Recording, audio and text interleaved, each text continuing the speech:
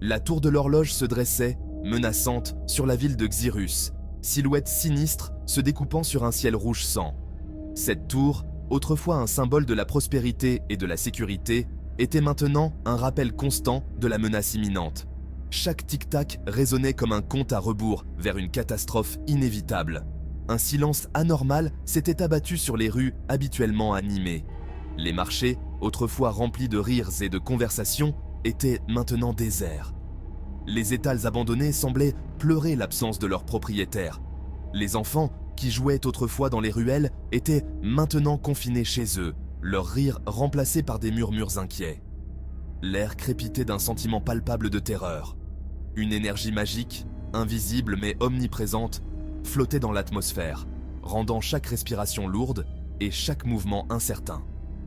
Les habitants pouvaient presque sentir les yeux invisibles les observer, ajoutant à leur angoisse. C'était comme si la ville elle-même retenait son souffle, se préparant à une horreur inconnue. Les nuages sombres s'amoncelaient au-dessus, comme une couverture étouffante, et chaque coin de rue semblait cacher un danger potentiel. Les murmures de peur se propageaient comme une traînée de poudre, alimentant la paranoïa collective. Les ombres s'étiraient et se contorsionnaient, s'allongeant à chaque instant qui passait. Elles semblaient en prendre vie, dansant de manière sinistre sur les murs des bâtiments. Chaque ombre devenait une menace potentielle, un rappel constant de l'incertitude qui régnait. Les bâtiments autrefois familiers semblaient maintenant sinistres, leurs fenêtres comme des yeux vigilants. Les portes, autrefois accueillantes, étaient maintenant fermées et verrouillées, comme pour se protéger de l'inconnu. Les ruelles, autrefois pleines de vie, étaient maintenant des labyrinthes de peur et de suspicion. L'odeur de la peur, âcre et métallique, flottait lourdement dans l'air.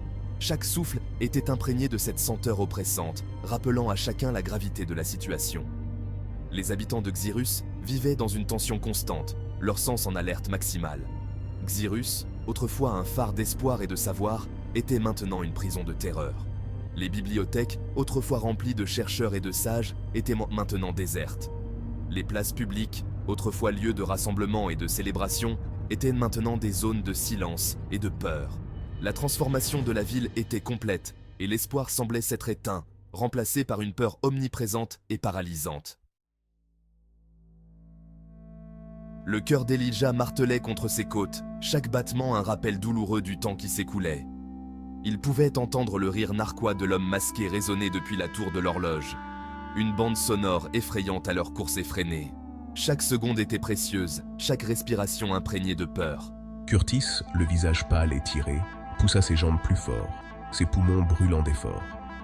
Leur destination, la tour de l'horloge, désormais symbole de terreur et de destruction imminente. Il devait y arriver. Il devait l'arrêter. L'échec n'était pas une option.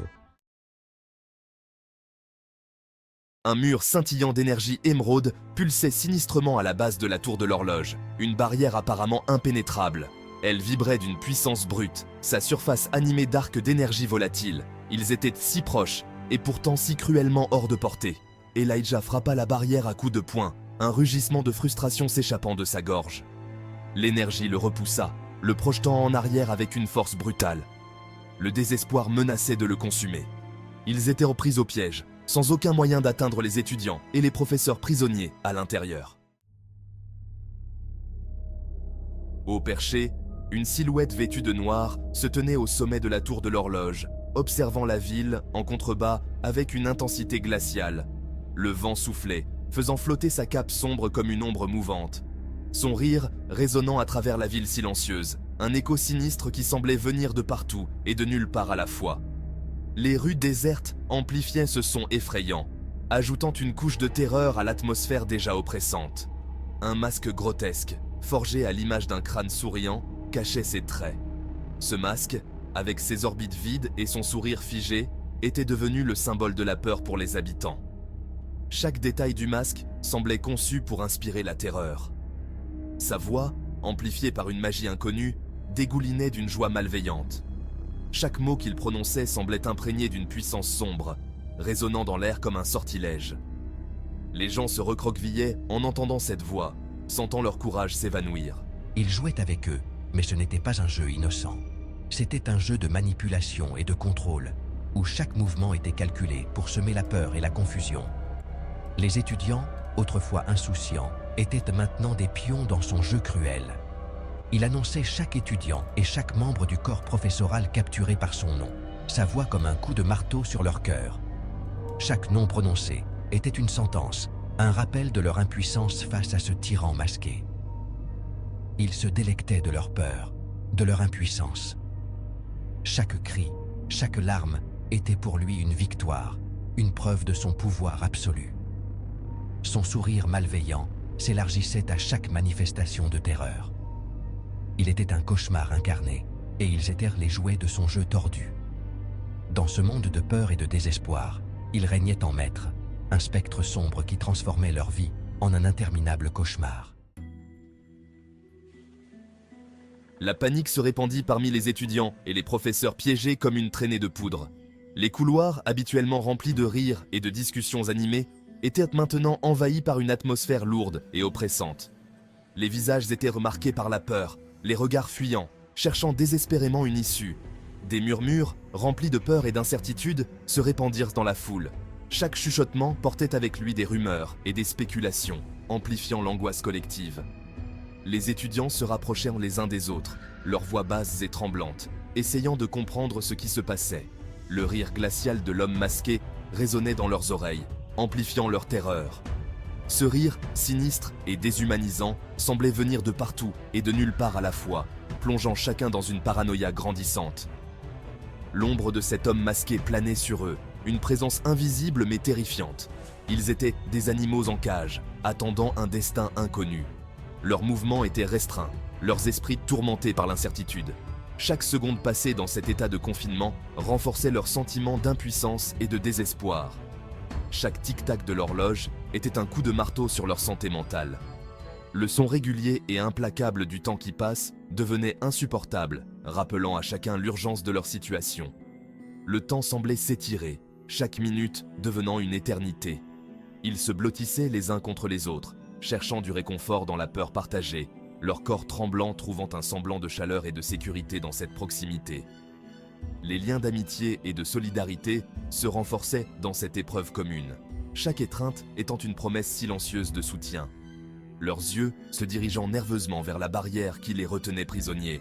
Cette barrière, symbole de leur captivité, était à la fois une protection et une malédiction, les séparant du monde extérieur tout en les enfermant dans leur propre cauchemar. L'espoir était une bougie vacillante dans le vent, menaçant de s'éteindre à tout moment. Cette flamme fragile représentait leur dernier fil de courage, une lueur ténue dans l'obscurité environnante. Chaque souffle de vent faisait vaciller cette lumière, mais tant qu'elle brûlait, il restait une chance, aussi infime soit-elle, de surmonter cette épreuve. Un hoquet de terreur collectif s'échappa de la foule alors qu'une vision macabre émergeait au-dessus de la barrière. Une tête, proprement sectionnée de son corps, roula jusqu'au pied d'Elijah. Ses yeux fixèrent le vide, témoignage effrayant de la brutalité de l'homme masqué. Le sang se retira du visage d'Elijah. Il reconnut la tête. Elle appartenait au professeur Goodsky, une âme douce et bienveillante qui lui avait enseigné les subtilités de la manipulation du mana. La vue de ses yeux sans vie, figés à jamais dans un masque de terreur, alluma une fureur froide dans son cœur. J'ai échoué. J'avais promis de les protéger, et maintenant ils sont pris au piège, à la merci d'un fou. Curtis s'effondra à genoux, le visage enfoui dans ses mains. Des sanglots secouaient son corps, chacun d'eux témoignant de l'horreur et du désespoir qui menacèrent de le consumer. Elijah sentit une main sur son épaule et se retourna pour voir le professeur Glory, le visage marqué par le chagrin et la détermination. Sa voix, bien qu'empreinte de peur, était pleine d'une résolution d'acier. Il devait rester fort, il devait croire que l'aide viendrait.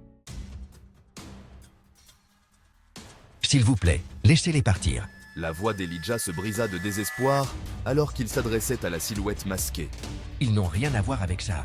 Son plaidoyer résonna dans la ville silencieuse, un cri désespéré à la raison contre le silence assourdissant de l'homme masqué. Ses paroles furent accueillies par un rire moqueur.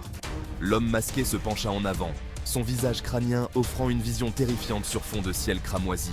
Tu te trompes, mon garçon. Il ne s'agit pas d'eux, il s'agit de toi.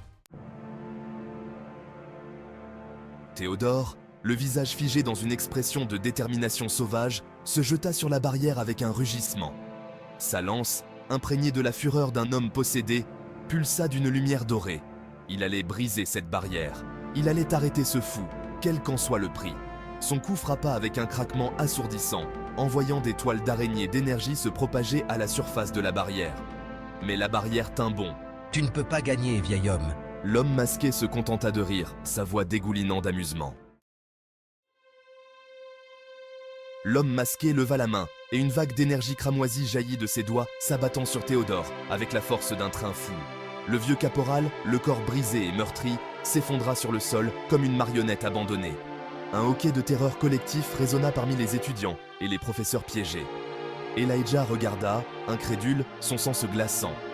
Théodore, l'indomptable caporal, était tombé. L'espoir, déjà fragile, se brisa comme du verre. Une silhouette, nimbée d'une lumière dorée, descendit du ciel, atterrissant avec grâce entre le corps de Théodore et la barrière émeraude. Tessia, les yeux flamboyants d'une fureur juste, rayonnait de puissance. Elle était arrivée, un phare d'espoir dans leurs heures les plus sombres. Tu vas les libérer et tu vas répondre de tes actes. L'homme masqué, pour la première fois, sembla décontenancé. Les règles du jeu venaient de changer.